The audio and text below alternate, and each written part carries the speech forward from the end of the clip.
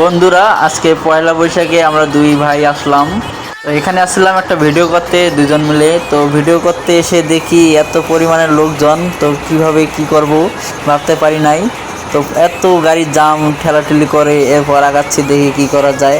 সামনে যা দেখি উপায় না পেয়ে পেছন দিক দিয়ে চলে গেলাম।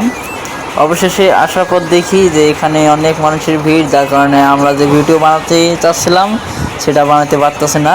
ব্রিজের নিচে এসে দেখি প্রচুর লোক। তো এই লোকের মাঝে কীভাবে আমি ভিডিও বানাবো তা ভাবতাছি।